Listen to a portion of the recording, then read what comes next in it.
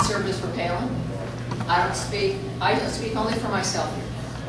And clearly there's a lot of opinions in this room. It's one thing that's really defined the Tea Party movement and what I consider the Palinistas, all right? Very remarkable, different kind of group of people coming together. Because we have one thing in common, we're Americans first. And this nation comes first, even when we disagree on the issues. And even with some of you may disagree with what I'm saying now, or maybe you don't. But just to make that clear, when I talk about my impression, I think Sarah Palin is a better person than I am. All right? We're the same age, and we live very different lives, and we've had very different life experiences. And yet it's interesting how all of us have had different kinds of lives, and here we are sitting in the same room together with the same goal. That speaks to what this nation is. But my point is that gone are the days when we can presume that everyone means well for this nation. That we should not take the easy way out and think Barack Obama is not of us. He is. And that's the issue. So now, instead of believing that the system will take care of us, everything will be fine, there'll be enough people around this inexperienced person to continue on. We know now that isn't the case, and that there is nothing to take for granted.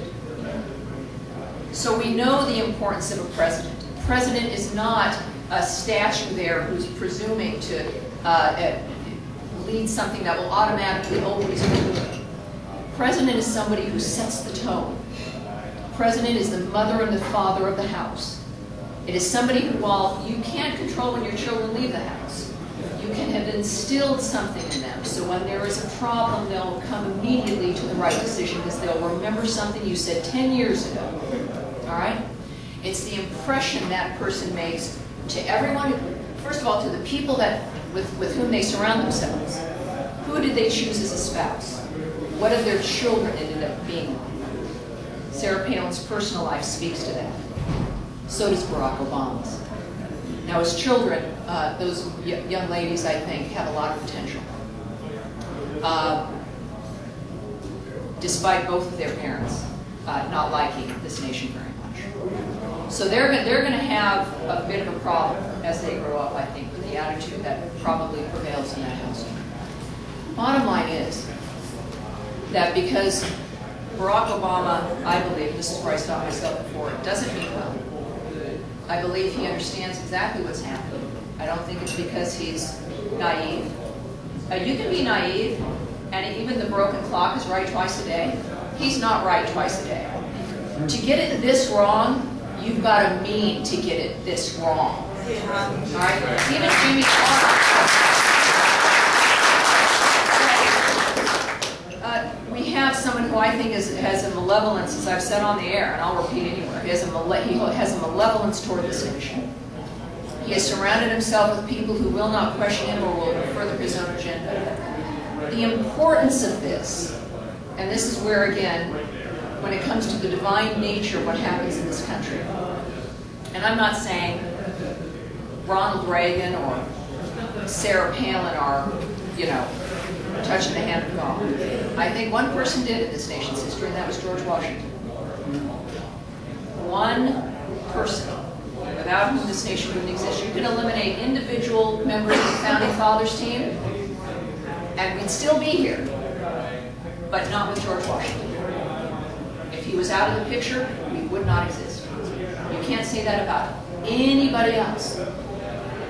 When it comes to the importance of Barack Obama, and then why it's important for Sarah Palin and what she may want to accomplish and what attracts us to this possibility is without such a dramatic awareness that the individual matters, someone like Sarah Palin, I don't believe, would be able to break through the political establishment, either the Democrats or the Republicans.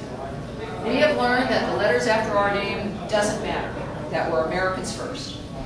That what would be considered drastic action, a woman who is young, with a growing family, who did not go to an Ivy League school, who lives as far west as you can get, who has a tiny bit of an accent, could be president. It's not about the women who go to Harvard or Yale or Princeton or who become, and she's not even a damn lawyer. How the hell did that? I don't think she speaks any of the French. I also don't think she knows how to bow. And that's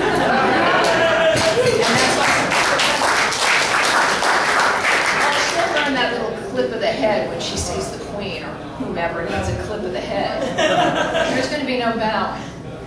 And I think that without this dramatic, for our generations, this kind of a dramatic wake-up call, and for other Americans who are not coming to meetups like this, for every one of you in this room, as I've learned as a former leftist organizer, there's about 10,000 people who do nothing but trust that you're doing something. All right? And they will vote accordingly based on how you organize. Because people are busy right now, too. It's about money now also. We've got that dynamic. But without the shock, and it has been a shock, that we, not only are there Americans who do not wish America well, but we gave one guy the biggest job in the world. The shock that America could have gotten it that wrong, because we're romantic and optimistic. We don't want to lose that romanticism or optimism. But then what else does that say? Okay, we can really step outside of the box, do what America does best, which is lift up the underdogs. Let's do it again, and let's get it right this time.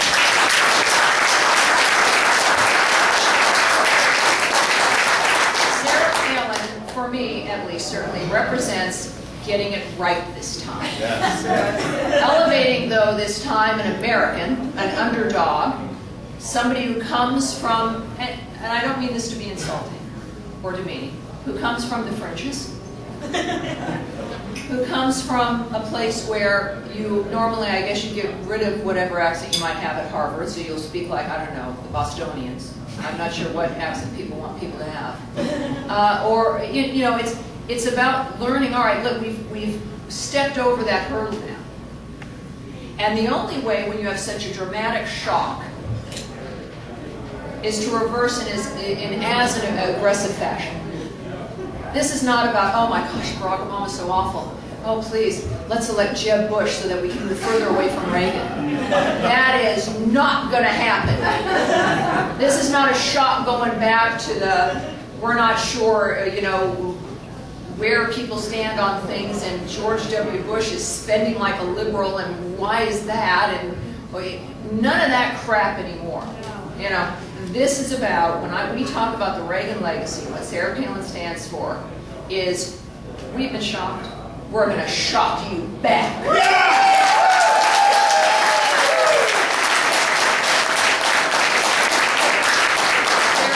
nowhere now, and then when we talk about the divine nature of things. So there was George Washington, right where we needed him. It's a miracle, and it really was. And then shockingly, in the modern age, of course, well, the less modern age, Abraham Lincoln. Oh, people say, oh, somebody would have done exactly the same thing. No. We happen to have Abraham Lincoln and someone from my Scots-Irish line, President then General Grant, at the same time, the same place, right? And then, of course, in the modern age, we had Reagan, Thatcher, and Pope John Paul. Now, you can't look around this room or look at the history of this country and think, oh, we just emerged from a primordial ooze, and isn't it great, all these coincidences? No.